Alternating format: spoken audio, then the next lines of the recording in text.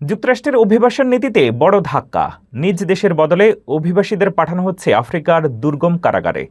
Cambodian শরণার্থী ফিপ রোমের ভয়াবহ অভিজ্ঞতায় উঠে এসেছে ট্রাম্প প্রশাসনের নতুন থার্ড কান্ট্রি রিমুভাল চুক্তির নেপথ্যের চিত্র। কেন করদাতাদের কোটি কোটি ডলার খরচ করে অভিবাসীদের অন্য দেশে বন্দী করে রাখা হচ্ছে, বিস্তারিত রিপোর্টে। মার্কিন যুক্তরাষ্ট্রের ডিপোর্টেশন বা বহিষ্কার নীতিতে এক ভয়ঙ্কর পরিবর্তন লক্ষ্য করা যাচ্ছে।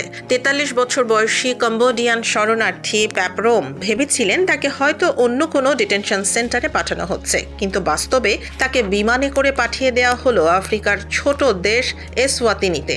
সেখানে কোনো অভিযোগ ছাড়াই তাকে মাসের পর মাস একটি হাই সিকিউরিটি কারাগারে বন্দী রাখা হয়।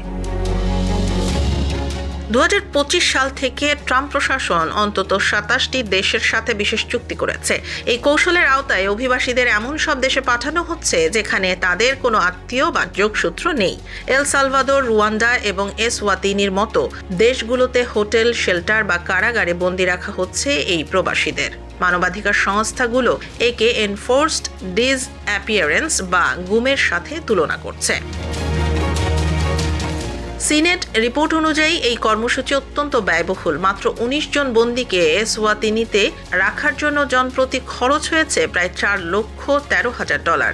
সমালোচকদের মতে এই নীতিটি অভিবাসীদের মনে ভয় তৈরি করে তাদের দেশ ত্যাগে বাধ্য করার একটি কৌশল। যদিও ম্যাসাচুসেটসের এক বিচারক এই প্রক্রিয়াকে অবৈধ ঘোষণা করেছিলেন, কিন্তু আপিল আদালত বর্তমানে এই রায়ে স্থগিতাদেশ দিয়েছেন। ৫ মাস এসওয়াতিনির কারাগারে অমানবিক অবস্থায় থাকার পর অবশেষে কম্বোডিয়ায় মুক্তি পেয়েছেন প্যাপ রোম। যে দেশে তিনি কোনো দিন যাননি, সেখানেই এখন শুরু করতে হচ্ছে এক অনিশ্চিত জীবন। মার্কিন এই নীতি আন্তর্জাতিক মানবাধিকার আইনের লঙ্ঘন কিনা তা নিয়ে এখন বিশ্বজুড়ে চলছে তীব্র সমালোচনা।